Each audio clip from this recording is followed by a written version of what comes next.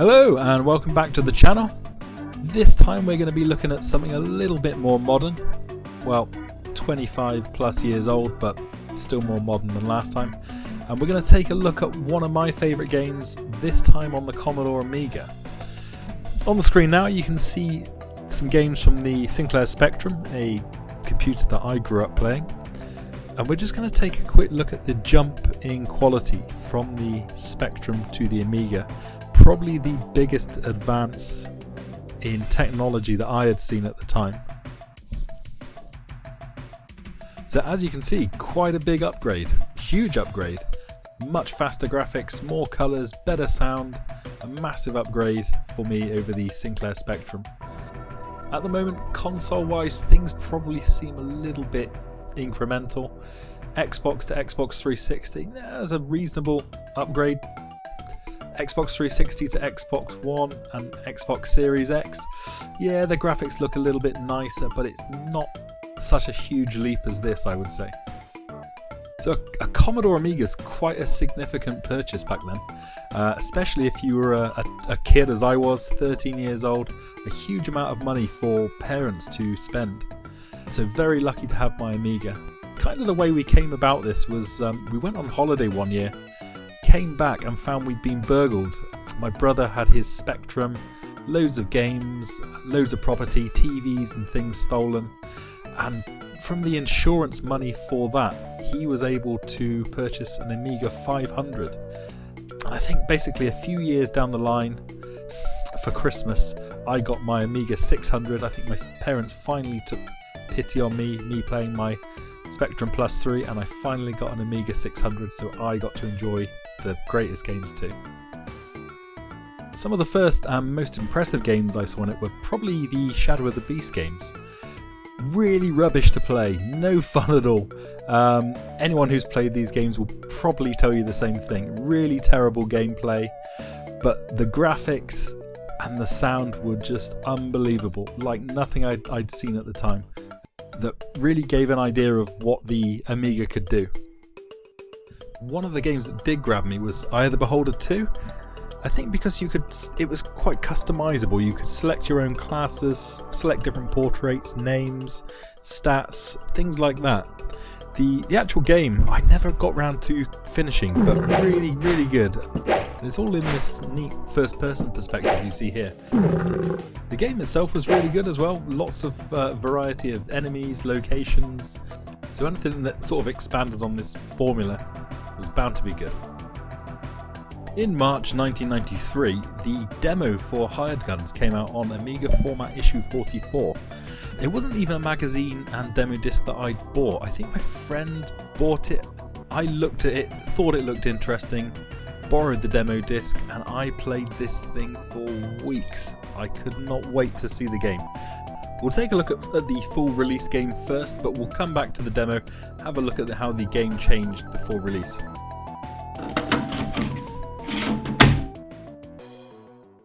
The game comes on 5 floppy disks.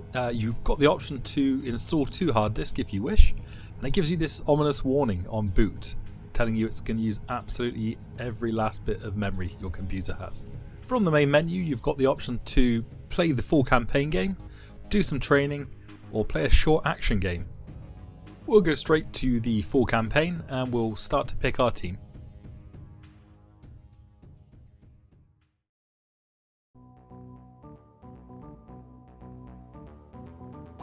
You have 12 characters available to you on the character select screen. You play 4 characters at a time in the game, so you can play it through 3 times with 3 different teams. The characters themselves all have different stats. They all start with different weapons, different loadouts and different inventory items. In short, the mechs can go underwater and don't need to breathe. They use droid repair kits for health, whereas the humans use first aid kits for health, and there are a range of other healing items, and they tend to be a bit more agile and survive from falls from a greater height better. Realistically, you should always have a mixture of the two. On to the main mission, and we are looking at the map screen. The main aim of the game is to destroy Graveyard Planet Central Spaceport on the far side of the map. You do this by collecting the 4 fusion core power rings. The location of the power rings are shown on the map by the zones with the 4 red circles around them. These areas are usually a bit tougher than the other areas, however the other areas might have interesting goodies, guns, health kits, ammo, things like that. When you have the 4 fusion power rings, you take them to the spaceport, plug them into the reactor and set off the explosion. Let's drop into the first location. Okay, we're going to do a quick playthrough of the first level, just to show you how the controls work. As you can see, I'm moving around the screen. The arrow direction changes as I move the cursor to different areas and different characters.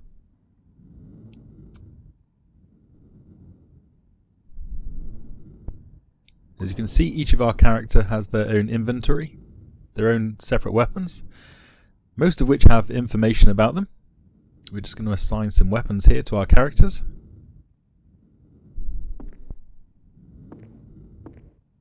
And you can push and pull objects. Our first enemy is here.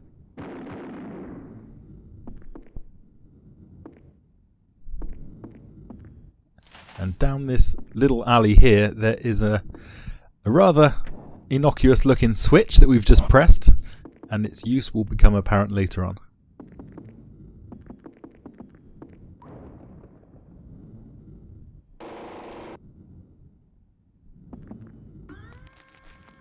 Okay, we're going to go inside now, swapping our weapons.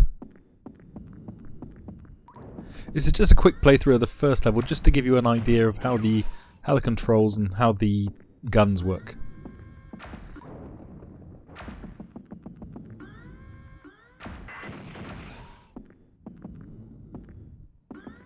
So these things we're picking up off the floor are keys that let us open doors. There's one and another. Enemies on the ceiling, we'll just take those out.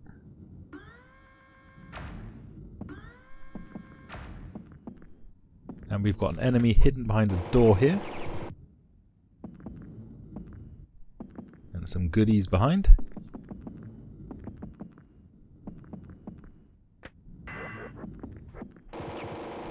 This one's quite fast. Thankfully, the mech characters handle damage really well, so not too much of a dent on this one.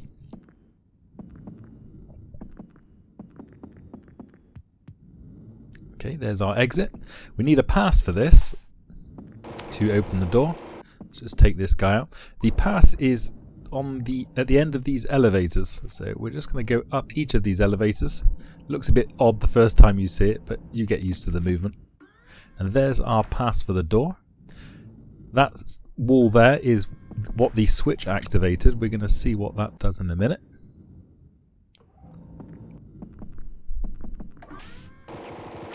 So we've just used our pass key now.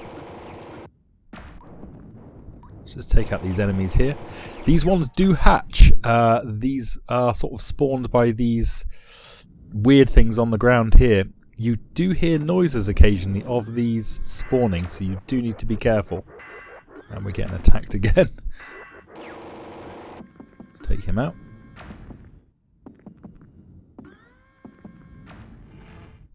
And we've moved our first character to the exit.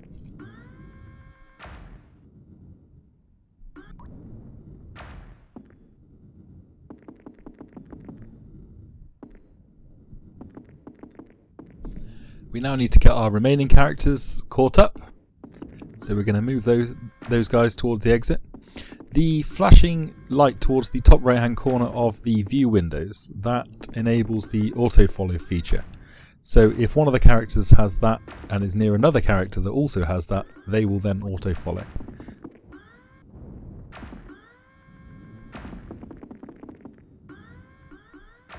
So at the start of this level we pressed a switch, the mystery switch. So we're now going to see what that unlocks. I'm just going to bring our other characters up behind.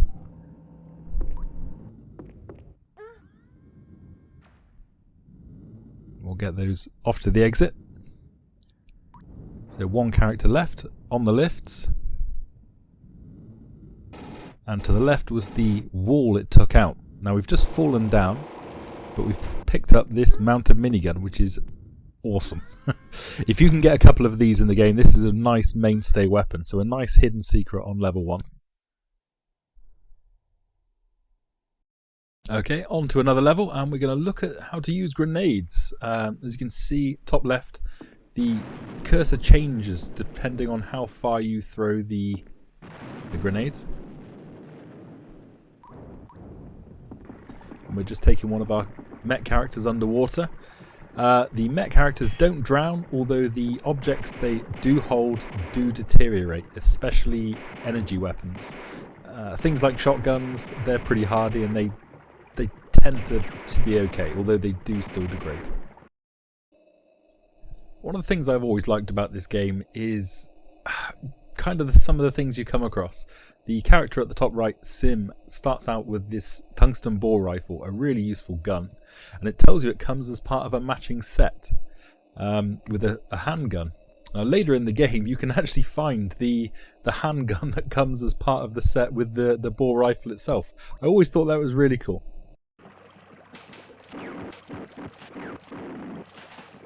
The game itself has got a nice range of enemies. Some of them maybe can be killed with 1 or 2 shots. Some of them are really tough and you need the grenade launcher. A couple of the characters start out with a grenade launcher and it will be a mainstay of some of the later levels, so always handy to have one.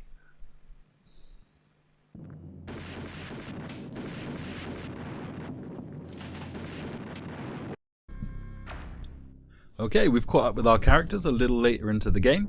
We're now on the first fusion core power ring. We're just going to clear the way with a few choice grenades just to make sure we don't run into trouble.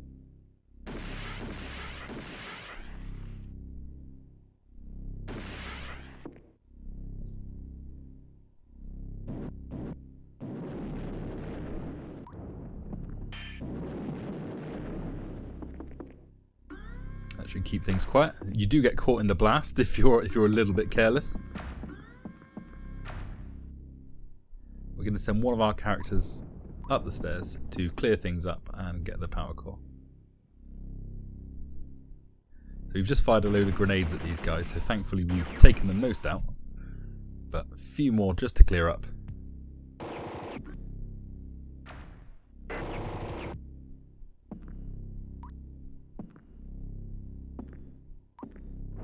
There's our exit over there. You can exit the level without picking up the power rings on all 4 of the power ring levels. But you can come back, so if you do miss something, someone dies, something like that, you can always do it again. So there's our first power ring, Unit 1. Remember there's 4 in the game, so that's our first ring down. Some of the level design on this is really quite cool, considering the machine's limitations. One of the levels here shows you that the exit is at the top of this lift, but you get to the top of the lift and there's nothing there. Well, you have to go right into the basement of this level and you pick up one of the sonic amplifiers. One of these little objects that allows you to create bridges. So you actually create bridges out of this little area at the top of the lift, and that allows you to reach the exit. Really cool sort of design that, although it was one of the levels that sort of took me a little while to realise what I was supposed to do.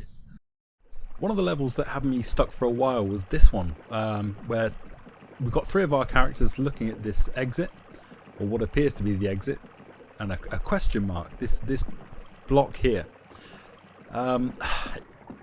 You search the depths of this level. Really, it took me ages. You find this pass here that I've got. This opens this door, and you can press this switch at the end, exit enable, and then you can finally teleport out. This took me ages to find. You do have a map on this game, but again, it's something that's sort of its time with the machine limits. One of the more frustrating levels, but we got it done. One of the levels has this teleporter that keeps leading to the same location.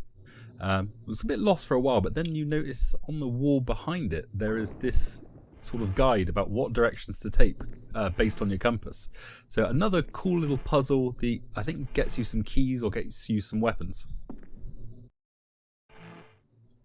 One cool thing I did notice on this teleporter bit is if you don't go the directions it tells you, I can't remember which directions I took to do this, but you can pick up some other weapons, and there's this item here. I think it's something they never finished. Maybe it was supposed to be a weapon, or maybe, I don't know, maybe something hidden, just something that never got finished. Nice little bug experience there. You'll find some more interesting weapons as you progress through the game. One of my favourites is the Imperial Auto, and also the rocket launcher you get later on. It's not that much use against enemies, stick with the grenade launcher, but really handy for taking out your own team.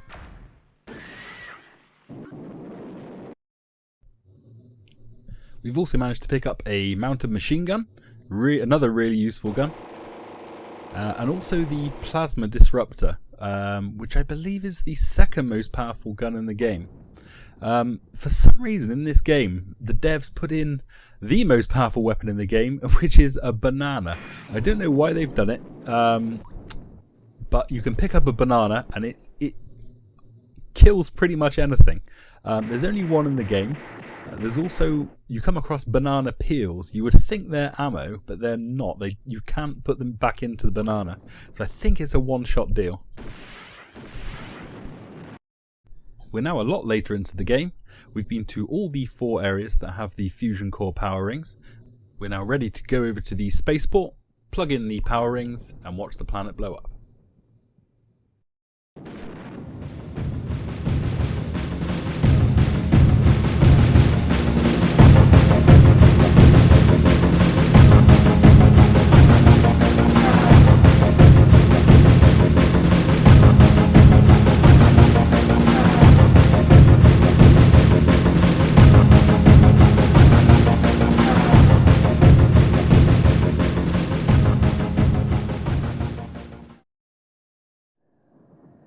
When you finish the game, every character in the game has their own ending.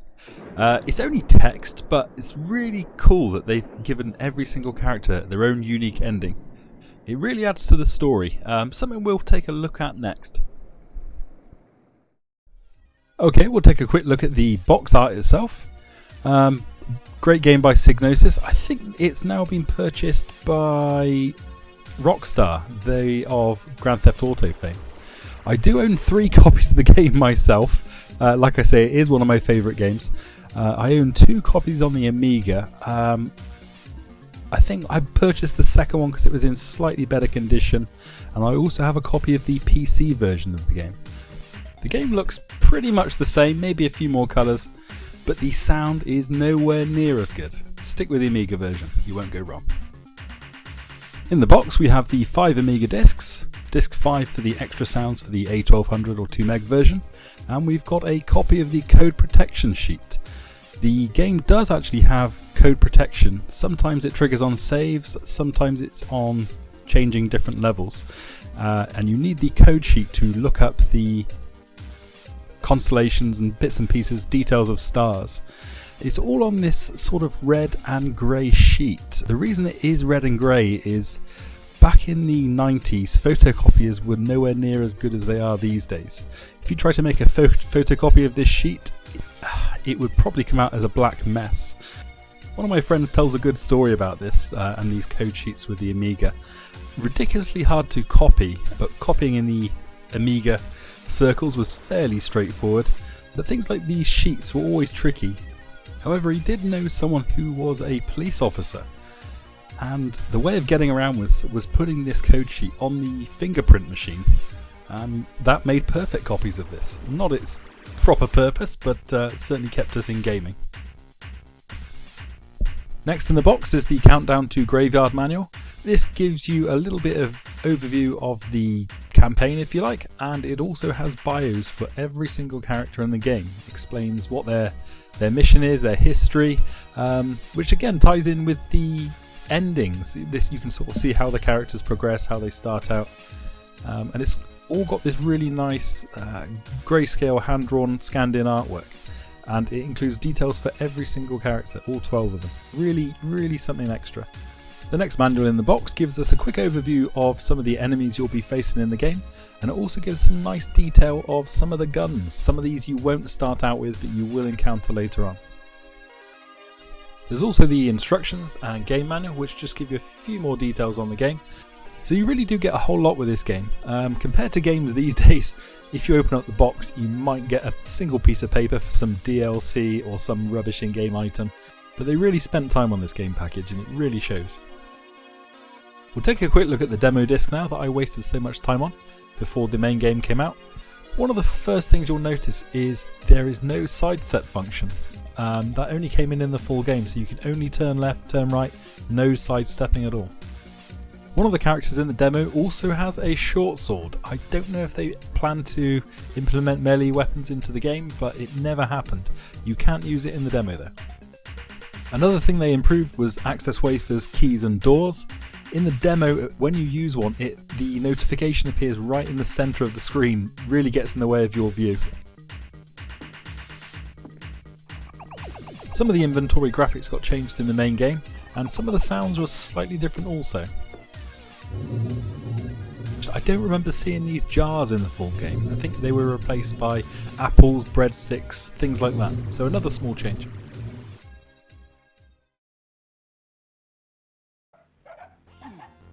The game also includes the short action games where you can get attacked by golden retrievers or even lemmings. You could have 4 players at the same time in the main game, or you could also have them in the short action games, which made for some good death matches. The Commodore Amiga had some really great games out for it. I think this one in particular though, just because what they managed to get out of 1 megabyte of RAM. 2 megabytes would give you some extra sounds in the game, it's true, but it ran absolutely fine on 1 megabyte of RAM, and just how in depth and detailed this game was for the time, and the presentation, the manuals, all the detail, it's brilliant. It's definitely one of my favourite games. Several years later there was supposed to be a sequel to Hired Guns. It never actually got released though, and it was based on the Unreal Engine. However, the beta of the game did make its way out online, and we can take a quick look at it.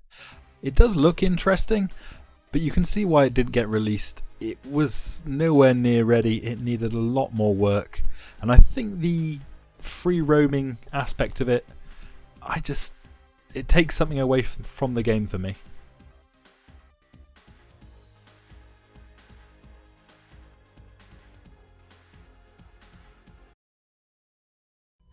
Remember what it was like to be human. Our nice character select screen has been replaced with these awful models with awful sound samples. I think definitely less is more here. There's only 4 characters in this beta version. You would think there may be more if they actually release the game. Hopefully there is some more information out on the web for this version. Although it's not really what I wanted, it would be interesting just to know more about the development, why it got cancelled, or what other project was taking priority over this one. The game itself does seem to be basically a bog standard FPS. Okay, you've still got the 4 viewpoints from the 4 characters, but these levels are just soulless, empty husks, devoid of pretty much anything. There are some more modern games that have this similar kind of formula. The Legend of Grimrock 1 and 2 games, if they remade the original Hired Guns in the engine for that, I think it would be perfect. It's still got the grid-based movement, a lot of the details were already there, pickups, switches, it would be perfect. This just looks like it lacks way too much polish. I'm not too upset that this never came out. One for the archives, I think. So Rockstar Games is currently sitting on the license for Hired Guns. I don't think they've got anything planned. It's a real shame. You know, they've got this great license. A lot of people who played the Amiga will remember Hired Guns and how great it was. And it's perfect for a modern day update. Fingers crossed there's some sort of Kickstarter campaign, something like that, to get this game remade. It definitely needs it. Okay, thanks for watching. Next time I'll be back with some more games, software, hardware, something old I imagine. Really hope you enjoyed the episode. Let me know what you want to see, if you've got any memories of the game itself, and we'll see you next time.